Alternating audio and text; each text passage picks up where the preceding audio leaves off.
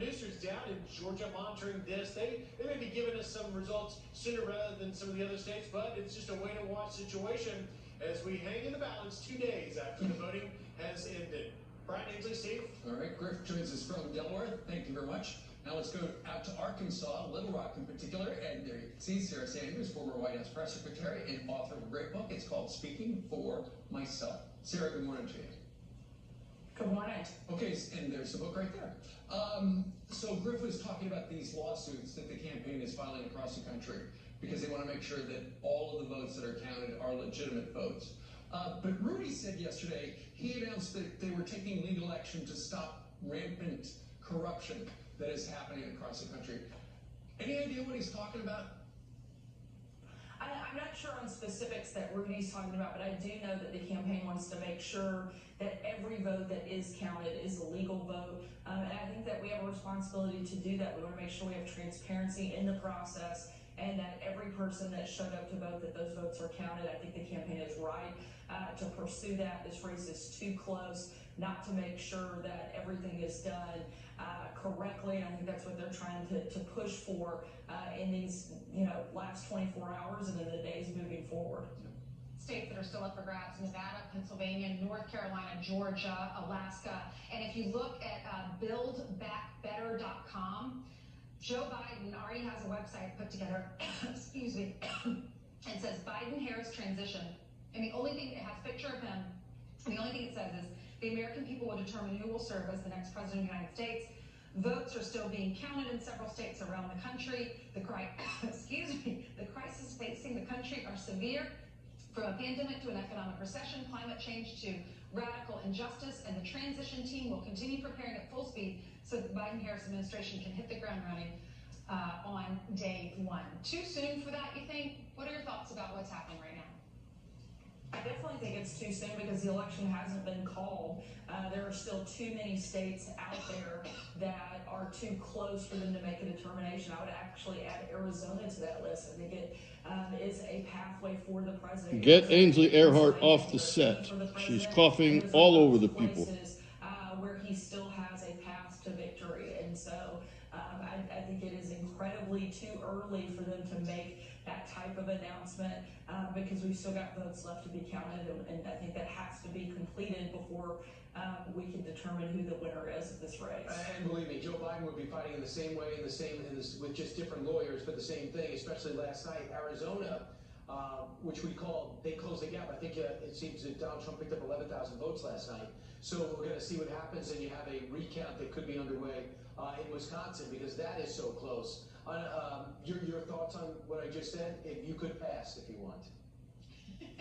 Certainly, I think Joe Biden's team would absolutely be doing the same thing. Let's not forget that when Donald Trump won in 2016, they spent months, actually years, questioning his actual victory in his election. 4 years to be exact. I don't think they ever accepted the results of the 2016 election. One thing is clear is that this race has not been completed in terms of a final winner. They've got to make sure they count every ballot. The other thing that I think is one of the big stories of Election Day that hasn't been talked about a lot is how Donald Trump is the person that actually expanded the Republican base. He's the one that brought in a new voting demographic for Republicans: working class whites, blacks, Hispanics. He has done Still coughing. Historically better with all three of those groups. I think that is a huge story of the night, and he will continue to be a force in American politics no matter what happens. He's still the leader of this party, and I think he still has a strong pathway, particularly through Arizona and Pennsylvania, to be reelected for 4 more years.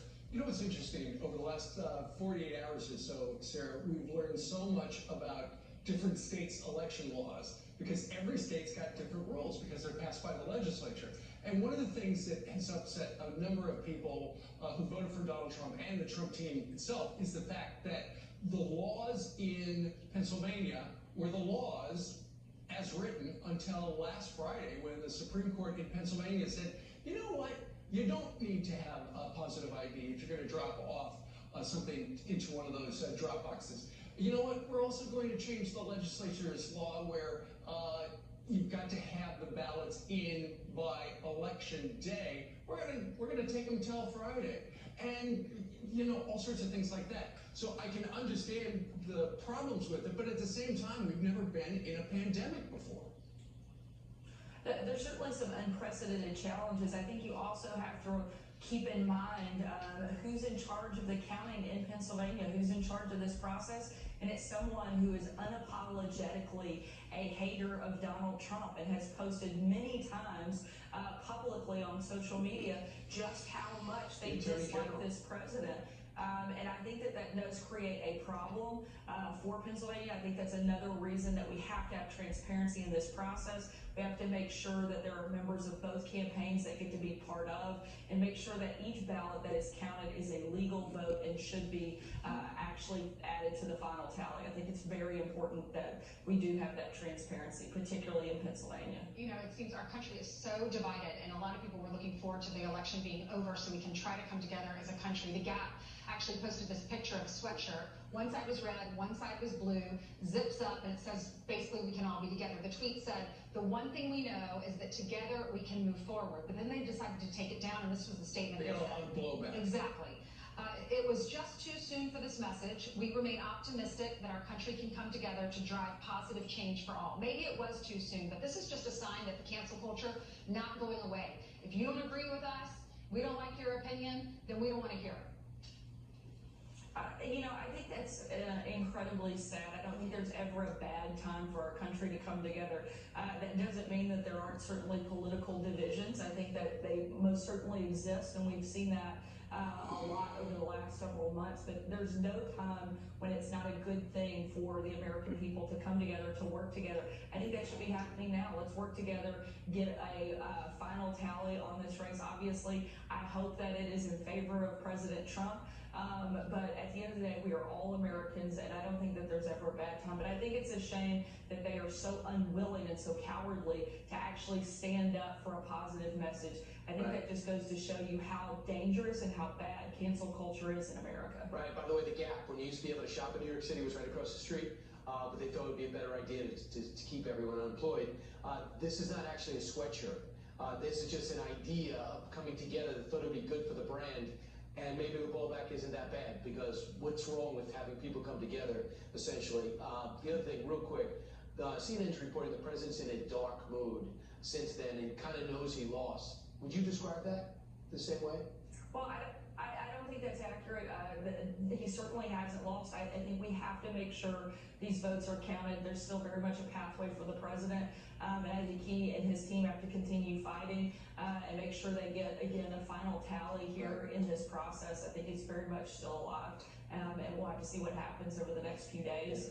Hopefully, we'll get resolution in the next few days. Right. Sure. I think people know he's a fighter to the end.